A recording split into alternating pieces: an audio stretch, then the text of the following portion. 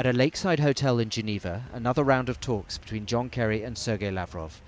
Two men who know each other very well, and yet they often seem to have a dialogue of the deaf. Mr. Lavrov, speaking to the UN Human Rights Council after his meeting with Mr. Kerry, said the Minsk agreement was beginning to have a positive impact in eastern Ukraine. The ceasefire is taking hold.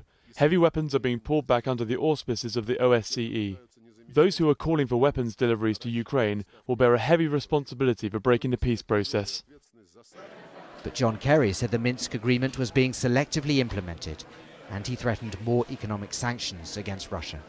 If there continue to be these broad swaths of non-compliance, or there continues to be a cherry picking as to where heavy equipment will be moved back from without knowing where it's been moved to, then there would be inevitably further consequences that will place added strain on Russia's already troubled economy. Debaltseve is one of several places where fighting continued after the Minsk agreement.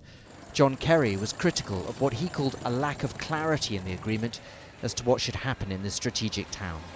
The UN's latest report on eastern Ukraine, released here in Geneva, paints a bleak picture of the humanitarian situation. It speaks of the merciless devastation of civilian lives and infrastructure. And it says there are credible accounts that heavy weaponry and foreign fighters are continuing to flow into eastern Ukraine from Russia.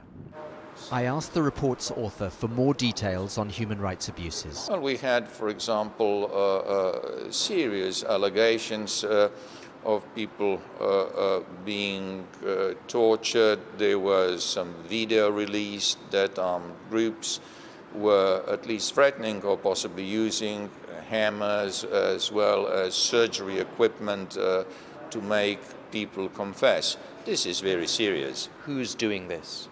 Well, rebel groups. This is the 9th report the UN in Geneva has released on human rights in Ukraine.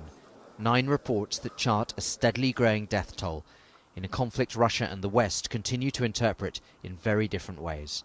Barnaby Phillips, Al Jazeera, Geneva.